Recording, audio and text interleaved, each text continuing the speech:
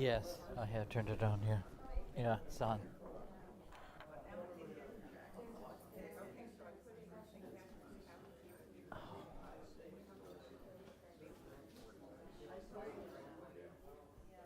Okay, we're about to begin.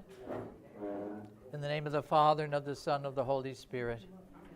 Hail Mary, full of grace, the Lord is with thee. Blessed art thou among women, and blessed is the fruit of thy womb, Jesus. Holy Mary, Mother of God, pray for us sinners, now and at the hour of our death. Amen. Our Lady, seat of wisdom. Saint Teresa of Calcutta. In the name of the Father, and of the Son, and of the Holy Spirit. Amen. So over the past 40 years or more, I've worked for Mother Teresa's sisters, throughout the world. Because when I was young, around 1970, this priest showed us this wonderful video on Mother Teresa called, I forget what it was called, but it was done by Malcolm Muggeridge. And it was about Mother Teresa around 1970 or something like that. So, and I never heard of Mother Teresa in 1970, and so I thought, oh, wow, she's a saint. Well, then years later, she came to San Francisco, and so I drove to hear her talk in the cathedral, but it was packed. You couldn't get in by the time I got there. So they said, well, she's going to give a talk afterwards to the religious priests down in the bottom of the church hall. So I was the first one in line. So this priest came, opened the door, said, okay, only people with tickets. I thought, tickets? Oh. So I had to step out of line and stuff, and all these people went in. Well, one sister, some group, she had an extra ticket. Father, I have an extra ticket. Oh, good. So I went in, and the Capuchins were there who study with us, and they're wondering where to sit. I said, where to sit? Well, sit in the front row. We sat up there, and I cried through her whole talk. I loved it and stuff. Then she opened a house in San Francisco, so I take the Capuchins and go there for Holy Hour. And the Capuchins, maybe I was in my early 30s, a priest, but they have beards, and they're just seminarians, but sisters, they look older than me. They say, are you a priest? No, we're not. He's a priest. Father, would you do benediction? So I do benediction for them. Father, when are you going to come say Mass for us? So I went every Sunday for 7 years. And then, Father, could you give a retreat to our sisters in Mexico, in Uruguay, South Africa, Madagascar, India? So for over 40 years, I've done this with the sisters in Russia and all over the place. So there's little Mother Teresa, and she was born in Skopje in 1910. Skopje was a part of the Ottoman Empire, so it was Muslim-controlled area, the Ottoman Empire. But her father was involved in Albanian politics. There was a Muslim king, King Zog, and anyway, her father was murdered when she was around 8 years old. And she was inspired by a missionary who gave a talk. Anyway, she left home at 18 and joined the Loreto sisters, who were missionaries. So she went to Ireland first to learn English, then off to Calcutta to become a Loreto sister.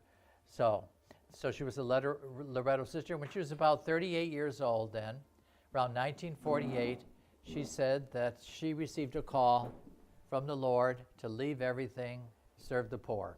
So in 1948 she left all by herself, and then she adopted this Indian habit. So she took the sari of the lowest caste female. The lowest caste female among the Hindus wore that blue and white sari. And now, in deference to Mother Teresa and her nuns, they stopped wearing it, but that's why she chose the sari of the lowest caste.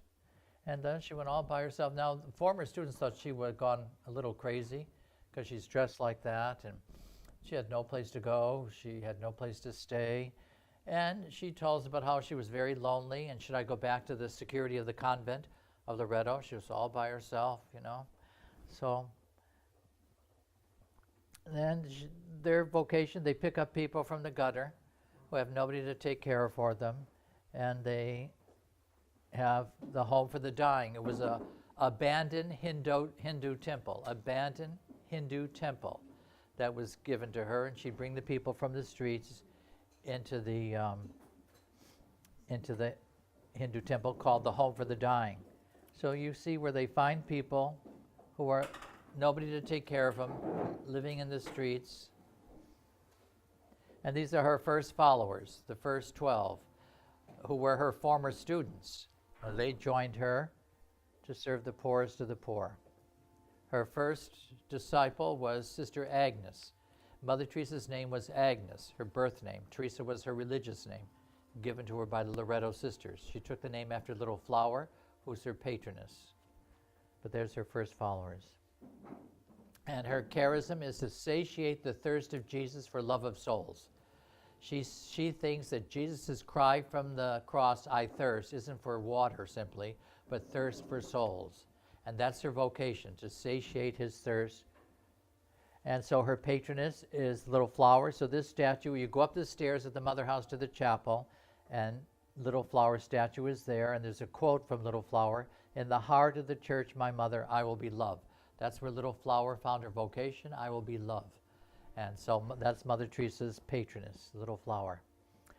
And there's a sign in there, "Welcome to Mother's First Love." This is her first home, as I said, as an old Hindu temple that was given to her. And she'd bring people from the street and bring them in here. And I took this slide from upstairs where the sisters have some rooms and stuff. So that's the old temple. And so one side you have men who are picking up from the streets, other side women who have nobody to care for them. They're brought here to the home for the dying. And originally she'd just pick up somebody, they died. She didn't have any medicine, she had nothing. But she didn't want them to die all alone. She wanted them to die being loved. Now, later on then, she'd get medicine. I met a doctor from Los Angeles. He'd come for a few months every year to help out. But then they would just come to die. This woman with the gray hair is from Spain. She comes every year for 6 months, very cheap to live in Calcutta. Then she goes back home to Spain, comes back, and work. This is at the Home for the Dying. We're getting ready for Mass. This is one of Mother Teresa's seminarians. Now he's a priest, Father Cyril. And these are the postulants working at the home. There's Mother Teresa's brothers. So Mother Teresa has sisters, active and contemplative. She has brothers, active and contemplative. She has priests, active and contemplative. And also lay people like we do, our lay Dominicans. She has lay. So we're getting ready for Mass, and the sister is the superior there. Then you have some Indian missionaries of charity. Father Cyril is now Father Cyril, Father Noel, and so forth, but they were seminarians here. The one in the center is a priest here, the Polish priest, Father Marek, who loves Calcutta. That's the Mother House. And when I was there were 300 nuns there. 300 nuns. And they hang their clothes on the roof because it's so humid. Your underwear is always wet. Your pillow's always wet. Unless you hang it directly in the sun, it's so humid, and mosquitoes galore. And so some little sister, I'm sure, is in the kitchen. Okay, there's Father's breakfast and stuff, before Mass. Well, then you come out of Mass, have your breakfast, open your thing, and the cockroaches go running. They've already been eating your breakfast. And you can't throw it out because they'd be scandalized if you wasted food. And actually, you take the cockroach and dip it in chocolate. So something else. So this is upstairs. The chapel is to our left, and that's Mother Teresa talking to somebody who came to see her, and I just snapped a picture. Then to the right, it's open to the ceiling. And on the bottom floor there is a statue to Our Lady. So the sisters gather around in the morning. It's time to work. They come out, and they're all looking down at a statue of Our Lady from upstairs. The sisters are downstairs. They're singing, actually. Be with us, Mary, they sing a hymn to Our Lady, and they go out to the streets. Now the sister, sort of the third one from the left, that's Sister Frederick, way back then. Today she's 105. The oldest missionary of charity, Sister Frederick. She's from Malta with an English father, Maltese mother. And I used to work for her because she started this program for the sisters to be educated. So I'd go every year to offer this course. They'd have a whole course for a whole year. They bring the regional superiors from throughout the world for a whole year of study. And she started that, Sister Frederick. So they're looking down at the statue there. The sisters down below are praying at the statue. The floor looks a little wet because they washed their clothes down there. The water is on the right there. And then they each have a bucket. They wash out their clothes on the floor and stuff, and then they go hang them on the ceiling, on the roof, and off they go. I snapped this. Mother Teresa was kneeling out there. Sisters are in the chapel. All those doors lead into the chapel. And that's Sister Mother kneeling there. And behind her is Sister Frances Xavier, who started Mother Teresa's leper colony. Mother Teresa sent her out to start the leper colony without a dime. She died. She was around 90 when she died. She slipped and fell and broke her hip, Sister Frances Xavier. On the wall there, to the left, you can see sort of a cross. It's the Missionary of Charity cross. It has Our Lady taking a chalice and going to the wound in the side of Christ, going to his heart, catching the blood. That's the missionary. All her priests wear that cross on their lapel.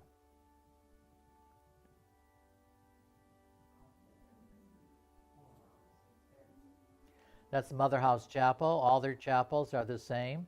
The crucifix with I Thirst and a statue of Our Lady, Immaculate Heart, and then they sit on the floor. There are volunteers on the right, you can see. This sister in the middle is from Portland, Oregon, a convert, Sister Dismas. They're getting ready for Holy Hour. So at Mother Teresa's home, she leads the rosary. There's volunteers. They could be atheists or with their kids traveling all around, fearless, and they end up at the Mother House and help out with the poor. That's me before age set in. And these are all regional superiors. So this is in Calcutta, regional superiors. Sister Chantal, who's the regional in Russia. The little one on the front to the right is the regional in Haiti. All these wonderful sisters. Now the third from the left, in the front, third from the left, Sister Charbel. She is from Canada, an adopted child. Her brother's an adopted child, and he's the superior general of Mother Teresa's priests, her brother. 2 children in the family, both adopted, both missionaries of charity. That's her brother standing behind her.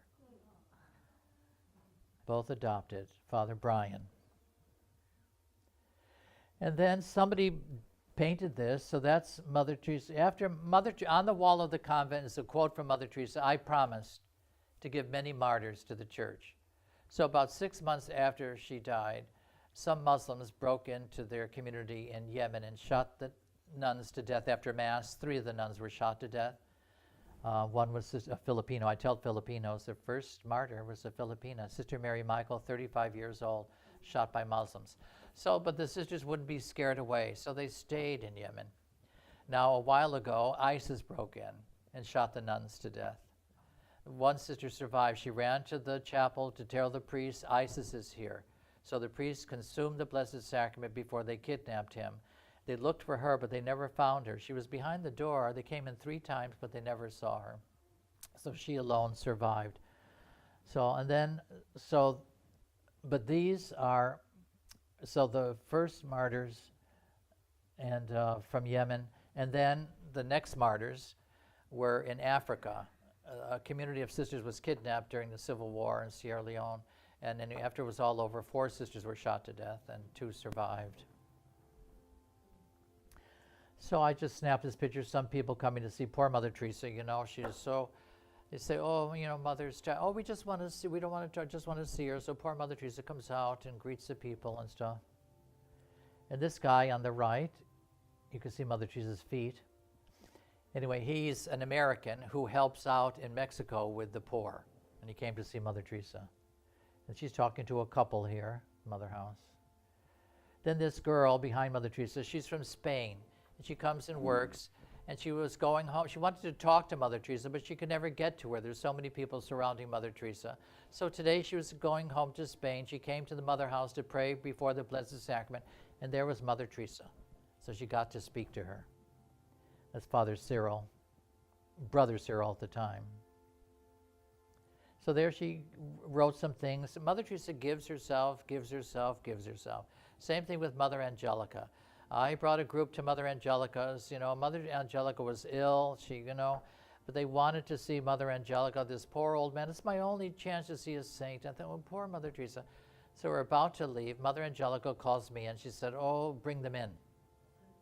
So I brought them. They were so thrilled. She was behind the grill, greeted them and talked to them. They took her picture. Mother Teresa is the same way. She wouldn't say, I got to go. I'm too busy. So she gave herself to this nice Spanish girl, signed some pictures for her. That's meself.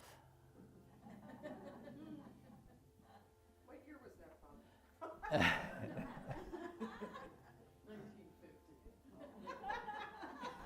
1950. Look at her feet, poor Mother Teresa. How beautiful are the feet of those preaching good news, Scripture says.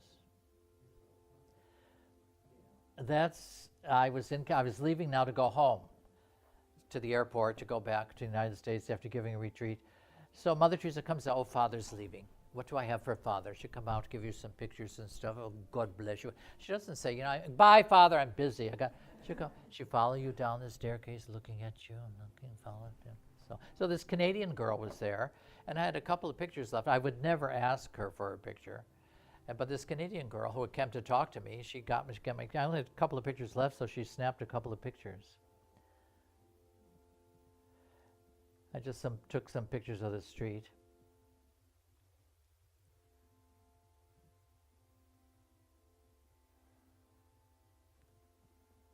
Now this poor man is barefoot, carrying two men in the carriage, running through the streets of Calcutta. It's filthy dirty. You blow your nose, it's black. It's horrible. And so if he gets ill, that's it. He and his wife live on the street beneath that carriage. So if he gets something wrong with him, so that's where the Mother Teresa comes, and they bring them home and take care of them. I met a nice young Hindu man who was picked up from the street, and he comes with his wife and children to serve the poor now Hindu man, because he was taken care of. You can see how dirty the streets are of Calcutta. Cockroaches galore, mosquitoes galore.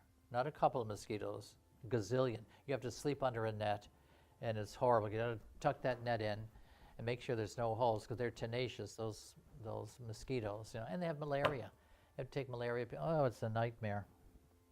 I only do it because I love the sisters. I love Mother Teresa.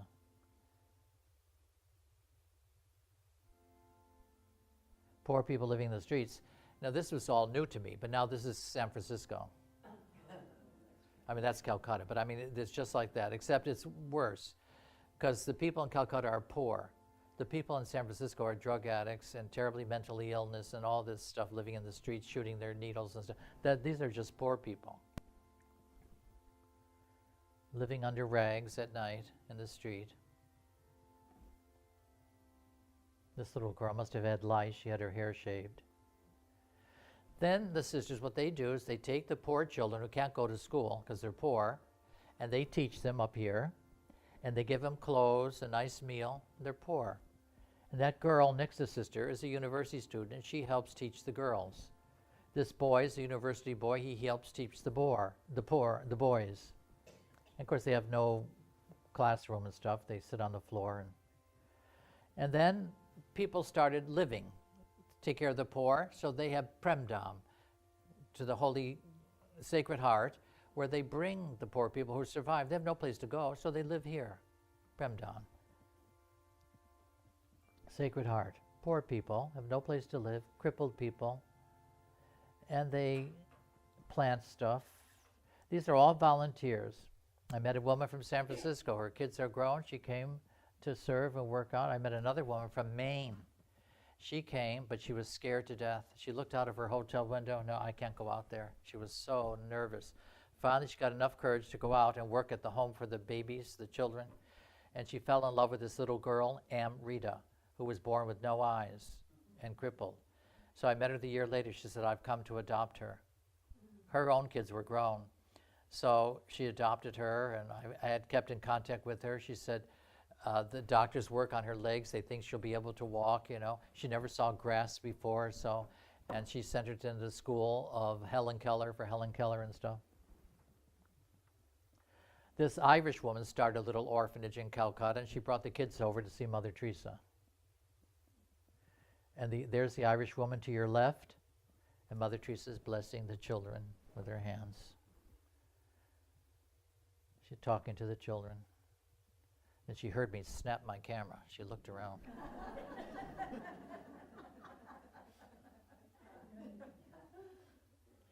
This are the contemplative sisters in Calcutta. So they don't feed the poor, they don't clothe the poor. They'll go out in New York City to the poor at the park, and they'll pray with the poor. Can we pray with you? Or go to the, well, can you pray? Oh, they'll invite them to the convent, like in San Diego. The poor will come and pray with the sisters. So that's what this is in Calcutta.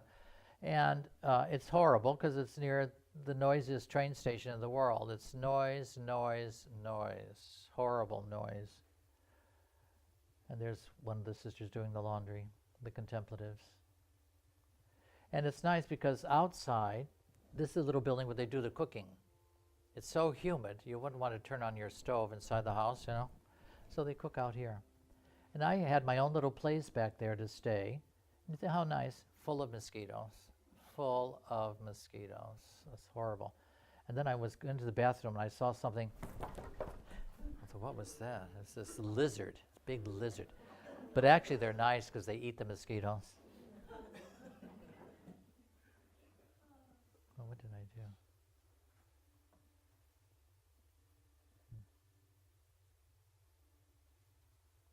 That's the inside, my little chapel. Looks nice, but again, mosquito. Then these poor people, this is the parish next to the contemplatives. These poor people laying there in the sun live beneath the church, and they watch over the church because the priest doesn't live there. And they have bananas and mangoes and all these wonderful fruit trees. And I eat best when I'm with the sisters in a poor country. In this country, you get all this garbage, all this horrible stuff that's donated, and it's processed garbage, you know. But here you get fresh made chapati and banana off the tree or something, you know, something fresh. This is their chapel actually in Mexico, Tijuana. This is back in Calcutta where the graveyard is, next to the contemplative sisters, which is nice because it's walled off. So the contemplatives can go out there, they sing to Our Lady, there's a statue to Our Lady there. And now the sisters have their burial site here for the sisters who die in Calcutta. It's an old cemetery. This is Mother Teresa's priest chapel in Mexico, same as the sisters, I Thirst. Back in Calcutta, this Father Gary, one of Mother Teresa's founding priests, with Father Noel on our left and Father Cyril on the right, but they were seminarians at the time. And these three young men in front of them are come and see. They're checking out the order. Here we are on the roof. It's hotter than Hades. I mean, humid. It was horrible. I'm as white as a ghost. Father Noel, Father Gary. So those two were seminarians at the time, now they're priests. Now I was in Poland, so his parents gave me a gift to bring to him. So the superior on the right said, oh, let's play a joke. So he got a box, he put a faucet in it. So you can see they're laughing, he's opening it. Why would they send me this, he said. That's the priest's chapel. And the priests, you can't see them, but they're sitting on the floor on either side. This is their place, the priest's place. And they were founded in Mexico, so they have great devotion to Our Lady of Guadalupe. And a quote from Our Lady, "Am I not your mother here beside you? What more do you have need of?" Our Lady of Guadalupe saying that to Juan Diego. This is their first, Father Julius. He was their first Indian priest, Father Julius on the right there. That's the Superior General, Father Brian. So that's now Father Cyril. You saw him before when he was a seminarian. Now here he is a priest with two candidates. So the one on the left, they said, "Father, will you take him home? He's ready for the seminary." And there's some in Tijuana. And I was flying home to Los Angeles. So the poor thing, from a little village, go to the airport. He didn't know the women's room from the men's room. We got on this enormous airplane taking off to Singapore. He said, "Father, how many hours does it take to get up?" 1 hour, 2 hours, 15 minutes, zoom, And we got into Singapore. Now, the Calcutta airport is filthy dirty, cockroaches, and your suitcase is down there somewhere. I have brought back things I won't tell you about. So, and Singapore airport is gloriously beautiful. It is so spectacular. So it was fun seeing it through his eyes. He'd never seen anything so beautiful. He's a priest now, and his two sisters are missionaries of charity.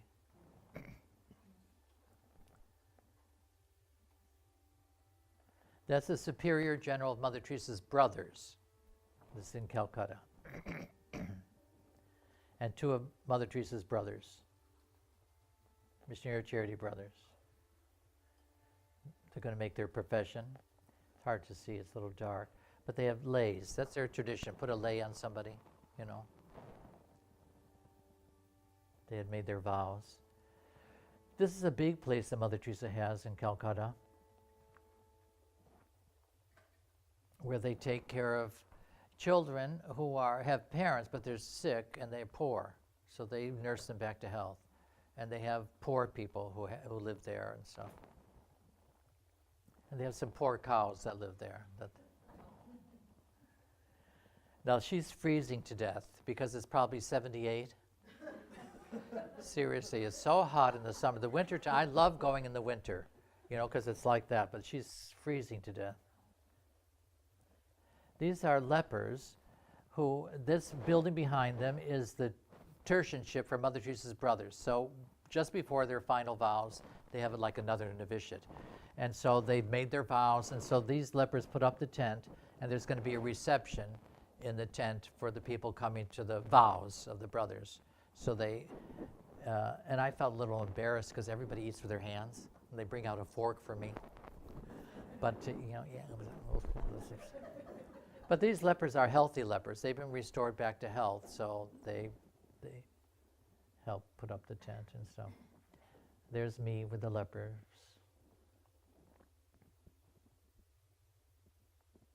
There's a Korean brother, I think, who made his vows. Myself, who made my vow. No. After the retreat, they'll come up and put this on you. Then one time, instead of having the retreat in Calcutta, they went to the outskirts somewhere, and there's some village, which was nice. You could see the people working in the fields. So I took some pictures of the fields, and these little kids came along. And then after the retreat, these were the sisters who won the retreat. Now, in the front row, the oldest sister in the middle there, Sister Monica, one of Mother Teresa's early founders. She had Mother Teresa in school, and she was the regional superior here. The sister above her is an American who worked in Africa, and she met the sisters in Africa. She joined the Missionaries of Charity in Africa. The sister next to her with the big smiles, an Italian sister who's the organist at the Mother House. So they're getting together, and they bring out a music box, and the little girls in the parish, or in the area, in the village, they're poor people with dirt floors in their house, but they're going to come do a little dance to that music. So they're setting up the music. And aren't they beautiful? These poor girls in white dresses. Isn't that neat? And they did a wonderful little dance for us to the music. So graceful. They have long hair. And then the smaller little group, she was the dominant one, the bossy one.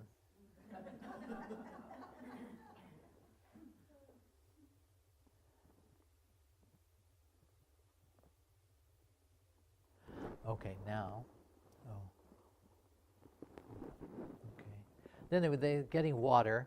They bring water throughout the convent, you know, to the bathrooms and stuff like that. There's this chain of sisters going all the way up through the house, passing up water.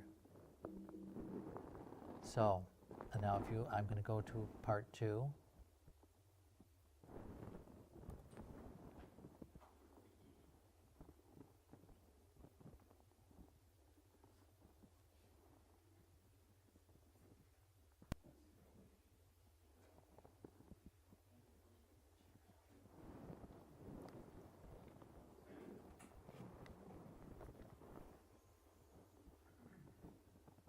So this is, they have an orphanage in Calcutta. So people, like I was at Calcutta, and there was Sister Monica with this nice young man, maybe he was 30 years old.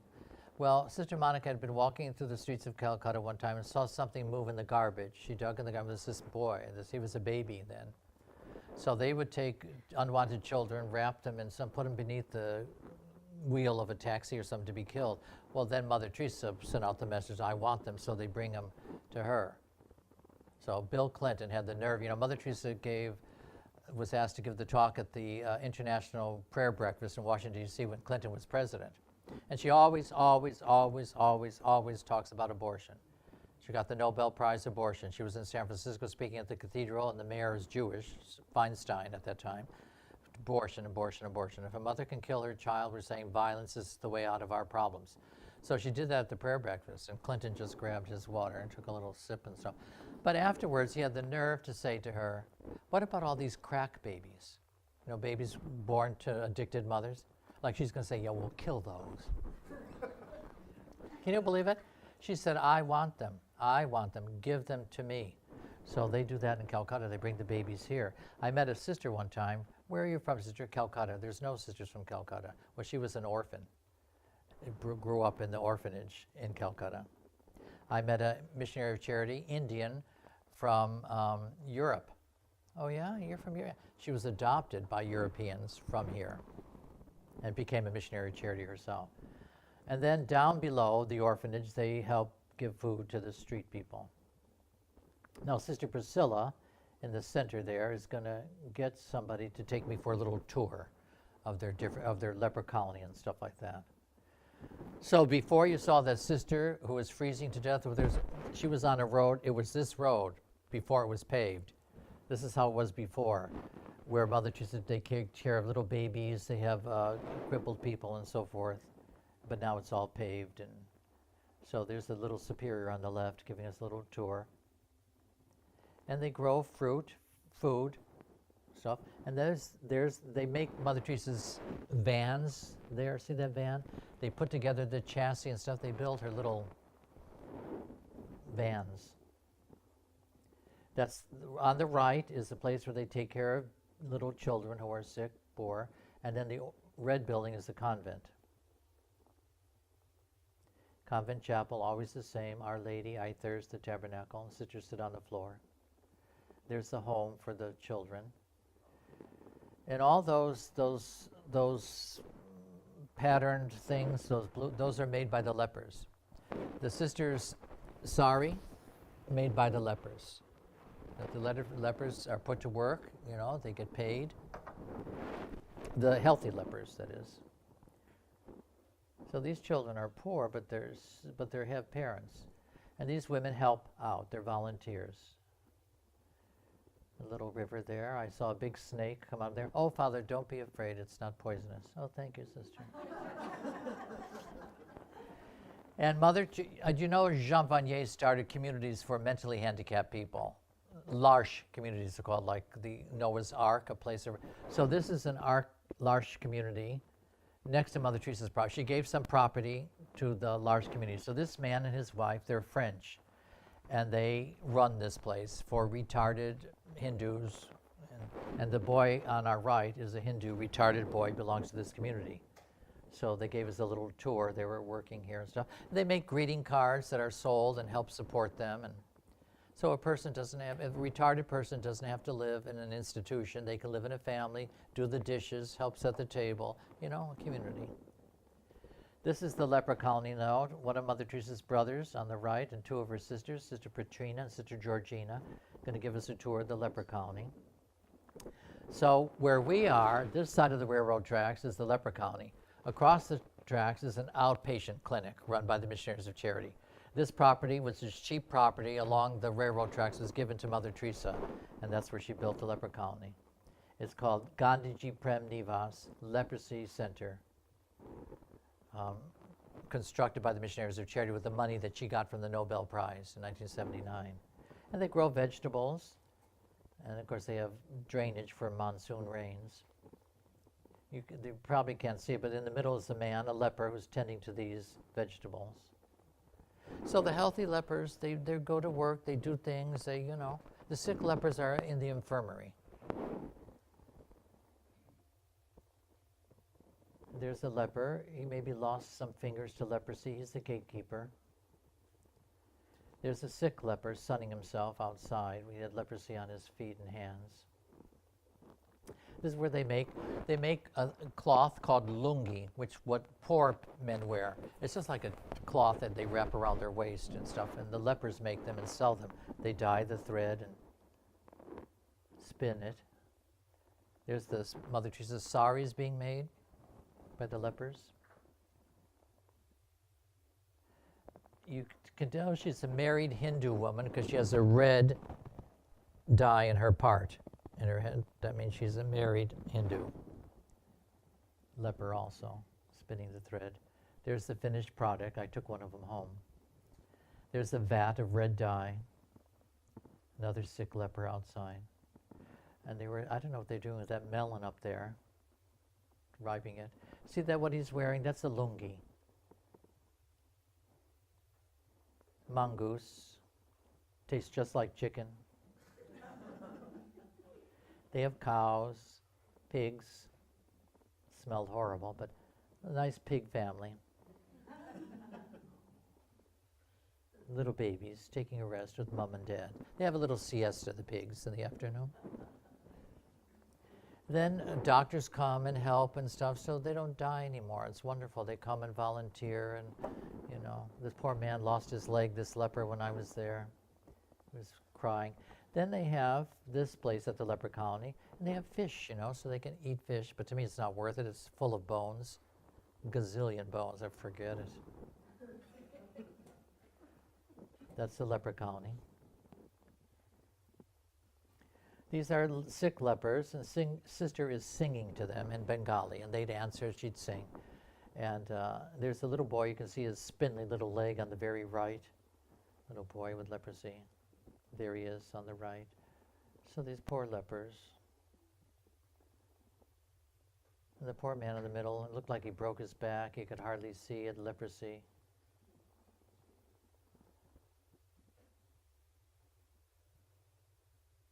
Again, all those cloths are made by the lepers. Now we're going to go down with Sister Petrina, down to the yellow area. Those are leper families. So maybe a man gets leprosy and he gets kicked out of the village, and people are afraid, you know, well, they take the whole family.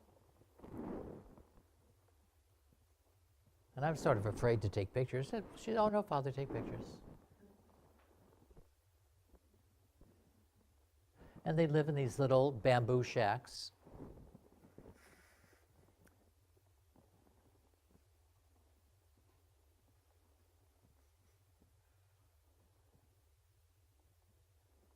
This gal was pregnant, the one next to Sister. Sister's looking at this other gal who just got married there. Two lepers got married. And she went in this little hut and she took from under the bed something for us to eat. Sister said, Father, take one. And Sister took one. She said, thank you very much. And we gave it to that leper who was sitting outside. He died that night. No, just kidding.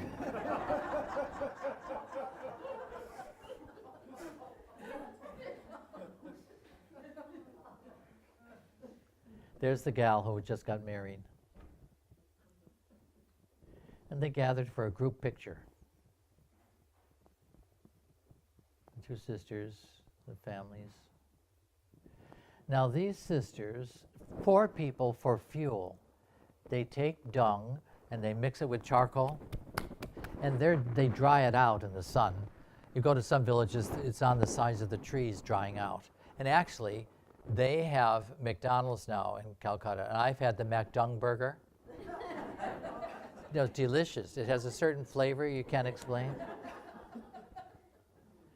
So one time, next to the contemplatives is a church, and there were a group of sisters, not Mother Teresa's sisters, but they were making their profession.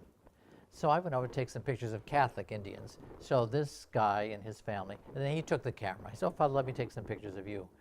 So he took some pictures of me out in front of this church for this Mass. And then Mother Teresa says, oh, Father, I haven't taken you to see Bishop. Come, Father, let me introduce you to Bishop. So she brings me over to the Bishop. Now, the black sister on the right is an American. And she graduated from college, wanted to be a missionary of charity. She went to all the Marian shrines in the world. She went to Czestochowa and so, and she joined the contemplatives here in Calcutta. Here she's a postulant, that's why her hair is showing. And there's Mother Teresa in front of me, introducing me to Bishop. And next to her is Sister Fatima.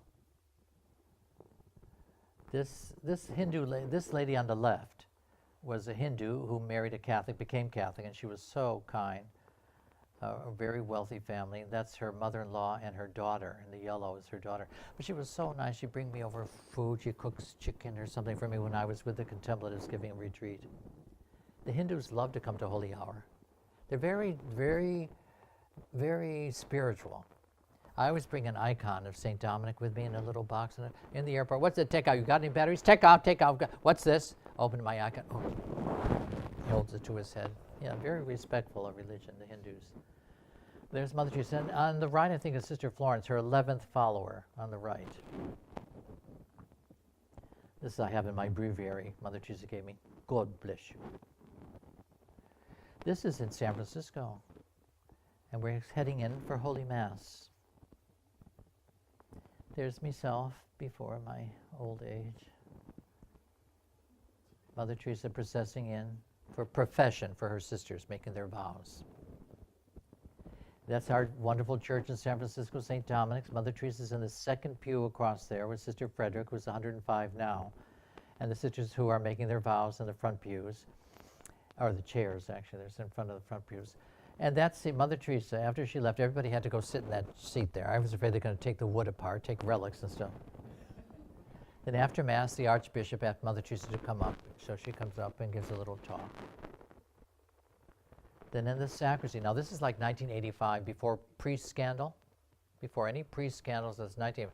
So in this sacristy, all of a sudden she turns to the priests. She said, now, more than any other time in the history of the church needs holy priests. Now, more than any other time in the history of the church. So that's with the Archbishop and Mother Teresa, Sister Frederick, and the sisters who made their vows. There's me with one of my favorite missionaries of charity, Sister Sylvia. I love Sister Sylvia. I worked for her for years. She'd tell me, Father, could you go to Madagascar? Father, could you go to... She'd send me all to these places. I loved her. She was from a family where her mother was one of 5 children. Her mother was the middle of 5. Her mother's 2 oldest sisters were sisters of the destitute poor. Her mother's 2 youngest sisters were missionaries of charity, and her mother's 3 daughters were missionaries of charity. I loved her. The sisters loved her. The poor loved her. The rich loved her. She was wonderful. The sisters would say, Father, she's like a young Mother Teresa. But, you know, as I say, I never saw a woman drive in Calcutta where they learned to drive. Anyway, it was time to go to India to elect Mother Teresa's successor. And she was the regional superior in the East New York province. So she had to go visitate one last community, I think in Virginia. Anyway, she was on the highway and got a flat tire. And I don't think she knew what to do. And she stepped on the brake, flipped the van over, and it rolled down the hill and killed her. And the other sister was an American, Sister Kateri. And Barbara, this laywoman, who she saved from suicide, survived without a scratch on her. Barbara, so the 2 nuns died. I was in Africa, South Africa. The superior said, Father, something's happened. I have to go to the telephone. It was an hour away. I thought maybe Mother Teresa died and stuff. Well, it was Sister who died. And the regional was her aunt. Yeah. Sister Regina was her aunt. It was so sad. The sisters sobbed and sobbed. That's me and Mother Teresa in San Francisco. So Sister said, Father, you better go get Mother, because I'm going to bring her up into our house in San Francisco. So I said, Mother, please come.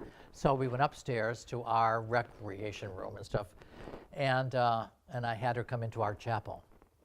And she touched the statue of our... Now I charge people to come in there?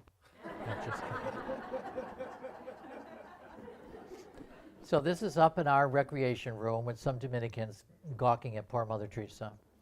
And one of our priests was behind me there. Anyway, he says, she was going to Poland. So, oh, Mother, do you speak? He's Polish. He said, Mother, do you speak Polish? She said, I smile in Polish. There's me with introducing her to old Father Morrison. And this is one of our contemplative Dominican nuns from Palo Alto, from Stanford area. We have cloister nuns. She's the extern sister, so she came. So there's me introducing the Sister Mary Christine, the extern sister. I think she saw something. just kidding. I snapped this just before we went into Mass, the three of us. No, just kidding. Tu said she loved John Paul, and he loved her. So sweet. This is in India, near Calcutta, a place called Tengra. And that's a class I was giving to these sisters. There's Sister Frederick, who was in charge of this program, with a Maltese sister there and back next to her. Sister Frederick, who is now 105, I told you. Now, I never noticed till I went to Madagascar. The poor people in Madagascar are filthy dirty. Filthy. The kids are filthy dirty. Calcutta, they're clean. I never noticed it before until I went to Madagascar. They're clean. The poor people are clean. They go down to the water, they're clean. They're simply poor, but they're clean.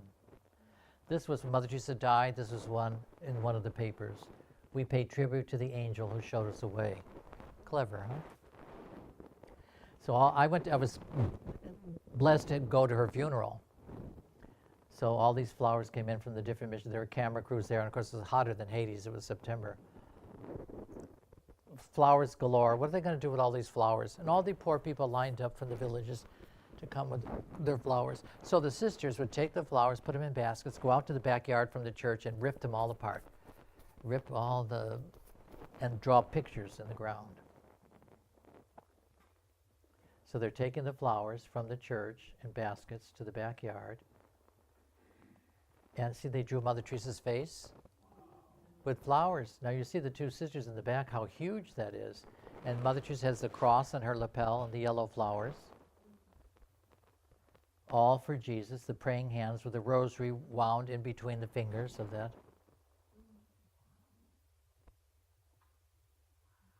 Isn't that neat? Hello? Oh. Okay. Now this is her tomb in Calcutta after her burial. I was there for her burial. And that little booklet there, I had people sign. You want to sign a petition? I'll put it on Mother Teresa's grave. So I put that there and celebrated Mass. So they do the same thing. This is the Mother House where Mother Teresa is buried on the first floor because there's access for the people without having to go into the convent. They can come into this room where she's buried. These are some Catholic women. This man was from some village talking with one of Mother Teresa's priests, came for the funeral. On the right is Father Joseph, who's deceased now, the founding father of Mother Teresa's priests. With him, with Father Brian, who's now the Superior General. So this is her funeral. The state took over, so there's always a military guard, and there's a case over Mother Teresa. But at night, they'd lock the church, and we'd have Mass every night. And I took my rosary, wrapped it around her feet. I was tempted to take her toenails, but anyway, I didn't. And she was covered in the Indian flag.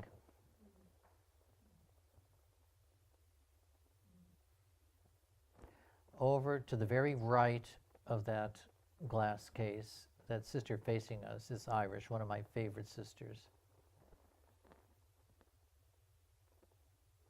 And it was hotter than Hades. This is her funeral. But inside the stadium was air conditioned. I couldn't believe it, air conditioned in Calcutta. I sat next to Father Hardin. I don't know if you know Father Hardin or stuff like that. And they had lepers bring up the gifts for the offertory. Yeah, lepers. Isn't that beautiful? I love it. So this was in the newspaper after she died. So this is at the funeral. So on the very left in the front row is the Prime Minister of India, then the Prime Minister of Bangladesh. The black man is the President of Ghana. Behind him is Missionary of Charity. I forget what country she was from, but they chose her to be the delegate. That's why she's in the delegate section. Then you have Queen Nora, Queen Fabiola. And then one day, then outside the church where Mother Teresa was laid out, the wonderful Loretto sisters. It was the church right where Mother Teresa began, because it was out of the way in Calcutta. And the sisters would have food for us every day. I couldn't believe it. So I'm at this table, and there's a bishop there. He said, "Oh, I hear your queen is coming." I said, No, I'm not from the UK. I'm from America. He said, "I know." So there's Queen Hillary.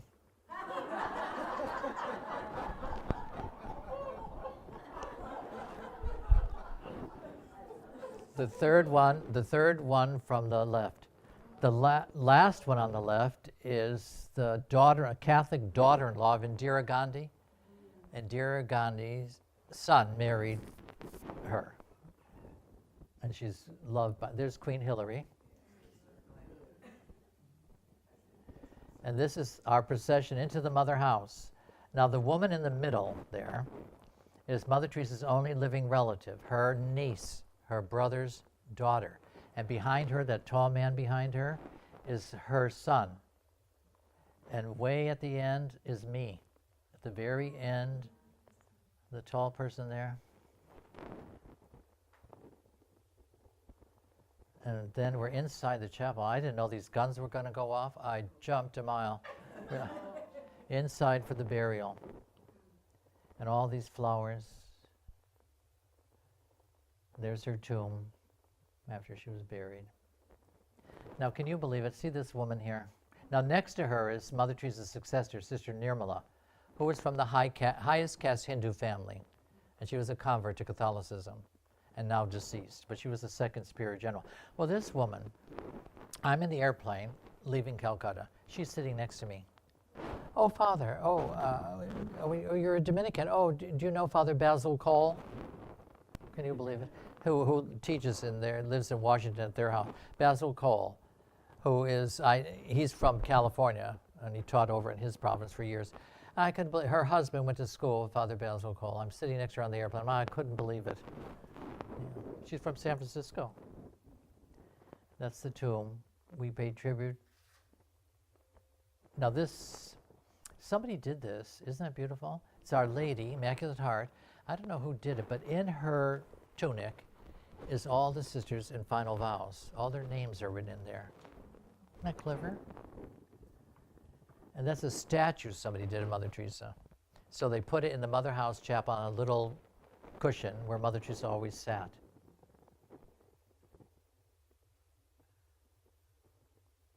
Isn't that neat?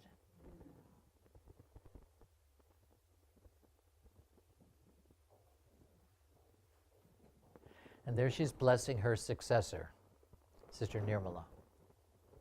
And poor Sister Nirmala, Mother Teresa is very much an extrovert, but Sister Nirmala is very much an introvert. She was the head of Mother Teresa's contemplative nuns. So it was very hard for her to be the superior general. That's that girl from Canada snapped this picture of Mother Teresa and myself. Isn't that nice? Two saints from communist countries. That's the end. Thank you.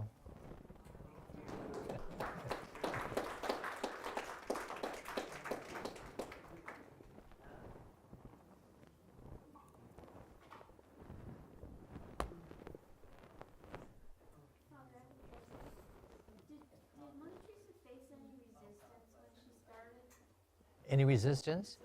Well, as I mentioned to some of you before, the Hindus, you don't touch the untouchables, so they would beat her. They would pick up rocks and beat her for touching the untouchables. And I heard that from George, this Indian man. He said, I don't know she's a saint because Time Magazine, Nobel Prize, back then nobody knew this woman, and the Hindus would, and she wouldn't give up. I knew she was a saint, he said. So she had that opposition. But what came to her favor was she took care of some wealthy Hindu who had, I don't know, leprosy or something, and took him in. And then they started saying, if only the Hindus would do what she's doing for our people. So she gained their sympathy. So years later, they regard her as, we'd say a saint, they would say a goddess or something. So if a wealthy Hindu saw her in the airport, they would take off their shoes and bow to her and stuff like that. So she won them over, And the Hindus come now. But in the beginning, yeah, a lot of opposition. And then she had her detractors, like Christopher Hitchens, who hated her, this very famous atheist from England. Hated Mother Teresa. But as I told some of you, there's a wonderful book written, Faith of the Fatherless, The Psychology of Atheism by Dr. Paul Vitz from Stanford, who happens to be a Catholic convert. Faith of the Fatherless. What's his theory? Behind the atheist, you'll find a creep for a father. Well, Christopher Hitchens' father was a creep. The mother dumped him. She ran off with a priest, I think an Anglican priest, and they committed suicide. So that was his experience. I read the autobiography of Madalyn Murray O'Hair's son. She's a devout atheist, as you know, Madeline Murray O'Hare. Her son became Christian, but in the autobiography, he talks about his mother's hatred for her father. So that's often behind. Or when you find a person of faith, a good father or a good father figure, like Mark Wahlberg, the actor, was a vicious brat, but a priest set him on the road. So he's a devout Catholic now, goes to church with his wife and children. Same thing with Tolkien, you know, good father figures, priests who were good father's figures. So Christopher Hitchens hated mother, wrote an ugly book against her, and so.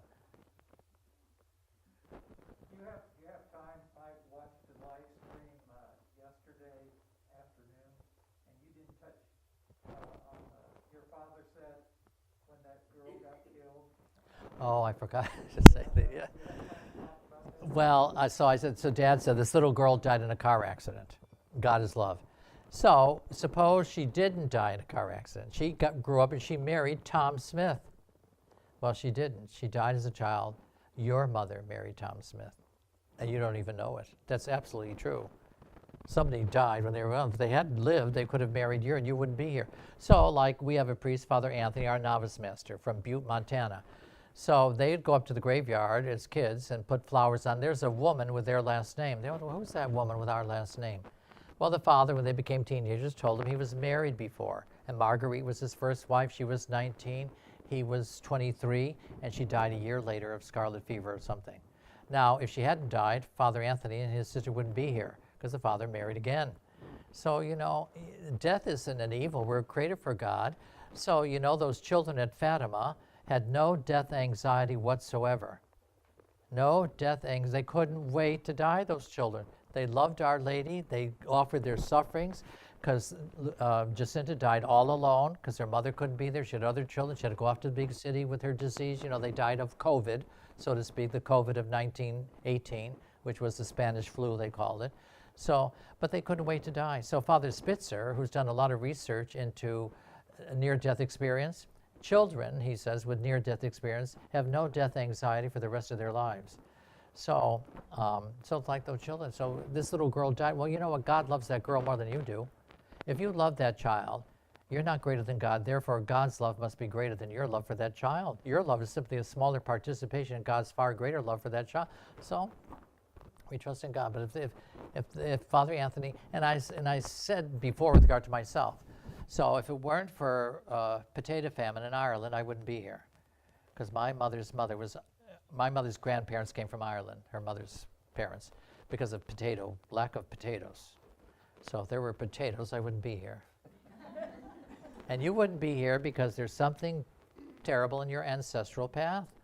One of our priests, Father Anthony Padalano, his grandmother, her mother lost her husband in an earthquake in Italy. And then she married somebody else, which is Father Anthony's grandmother.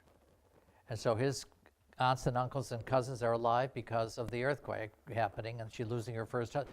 You know, there's tragedy in this world, and we explained why, because there's evil in the world. God's not going to take away the earthquake, take care of the, because the more easy we have it, the more evil we become.